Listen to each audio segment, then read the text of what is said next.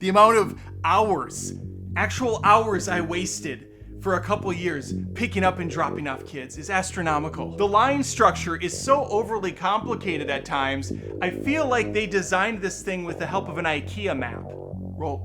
Roll down the window.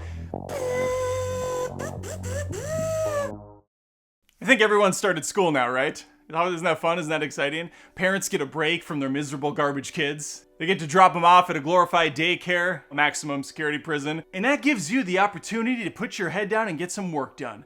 Put the pedal to the metal. Prep meals for the week. Impress your coworkers. Maybe even take a little time for yourself. Once upon a time, that's how it worked. Not anymore. My two kids are homeschooled. My wife was a teacher, so she knows her way around the classroom. The thing is, we didn't want to homeschool our kids. We wanted them to have that public school experience. You know, all the magic that comes along with it, getting bullied. Panicking basically every minute of every day that you didn't get something done. Struggling with specific teachers who are just straight up assholes and don't want to be there anymore. Having to carry a 200-pound backpack every day to school because they don't have lockers anymore. It's not the same. It's not the same. And when we moved to South Carolina, we learned the hard way that not all education is equal across this country.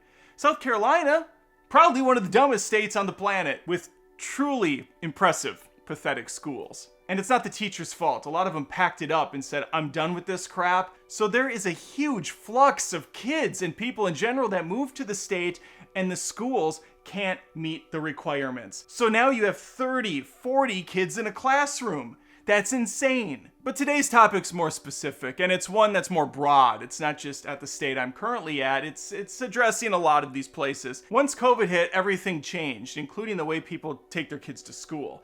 A lot of them used to take the bus. Now they're dropped off. And oh my God, is the drop-off system horrible. It wasn't that long ago where I was part of this, so I can only imagine how bad it's got now. But that was seriously the worst part of my morning and afternoon, dropping my kids off at school and picking them up. It is a circus when you go to these places. The line structure is so overly complicated at times, I feel like they designed this thing with the help of an IKEA map. Where do I cut in? Through parking lot A and then I come out parking lot F?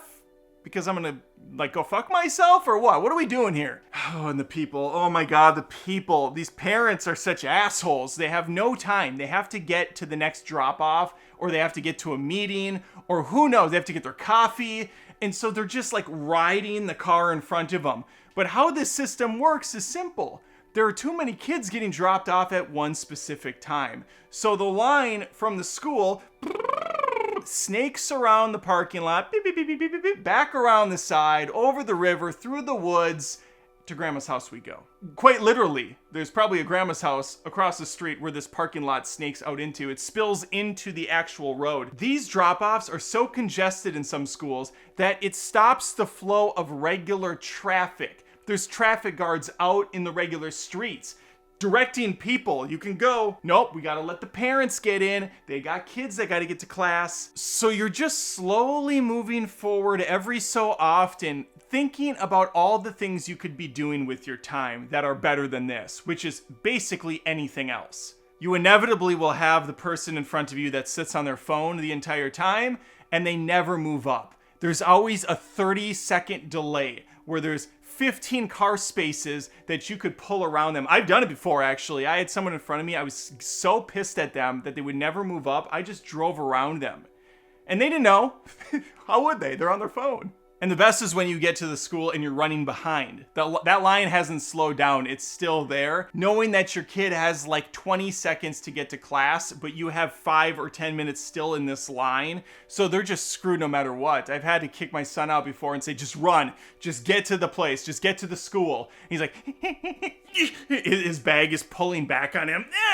Because it weighs a ton. By the end of the day, my kid's the Hunchback of Notre Dame. Just, hi, Dad. Hi. I can't stress how much I love that I don't have to deal with the drop-off and pickup anymore. What a relief. The amount of hours, actual hours I wasted for a couple years picking up and dropping off kids is astronomical. I drive by sometimes when we, as a family, go to work out in the morning. All the sad children waiting for their bus to come, because this isn't just a problem with drop-offs in the car. This is a problem with the buses. being over capacity. So they require several buses, but they don't have enough bus drivers. So they have to go in shifts, and kids have to get picked up earlier and later. There's kids that have to get to the bus stop at like 6 o'clock.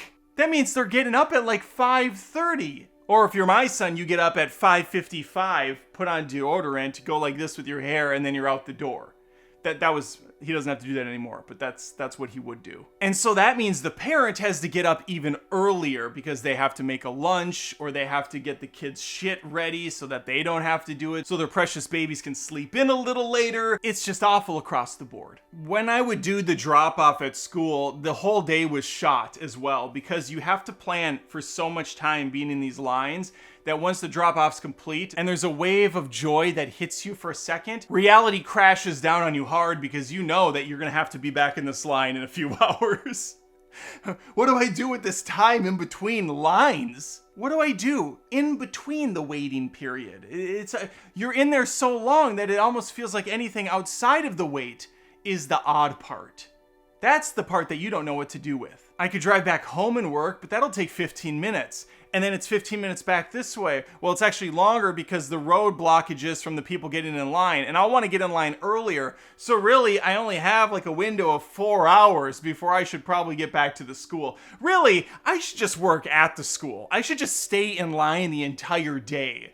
Inevitably, you will run into a parent that thinks they're above the line, and they'll just cut around it altogether. I've seen it happen. You're sitting there for 20 minutes, and then a car goes by, pulls way up, lets the kid out, and just takes off. What are they going to do? What's the school going to do? Or they'll fly up and they'll cut in on someone like 50 cars up. They'll just slide right into that pocket. And so what any rational person like myself would do is they would say bye to their son, and then they would tail the person back to wherever they're coming from. The hell itself, probably. You get out at hell. You meet the person where they parked, and you say, hey, would you cut back there? They go, no, I don't know what you're talking about. Oh, you don't know? And I slam him across the face, breaking his jaw on impact. We could have talked this out, but I know you don't like to wait, so I figure I'll just kick your ass now and save you the 5-minute spiel. Piece of shit. It's hot in here. Oh yeah, I'm in hell. That's right. These schools also manage to find that one individual teacher that's just so high on themselves and on the power that comes with conducting the drop-offs at school. You fear getting close to this person because they're always at level 10 angry. Come on, move up. Bitch, I'm right next to you.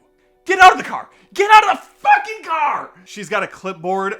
Okay, Jeremy, get your ass to class. It started 3 minutes ago. Go. Jessica, yep, we got Hi, Jessica, how are you? Get the fuck to class! This woman's entire purpose is being out here and directing cars and yelling at parents and crippling kids. If you don't get to class in the next 10 seconds, you might as well not come back tomorrow, Christian. Go, don't you run. How dare you run, Christian? But it's not possible to make it to class in 10 seconds without running. Shut up, Christian! Christian's like, she takes off after him like a gazelle, jumps over a kid, sidesteps another one, full body tackles little Christian through the glass window. I told you not to run!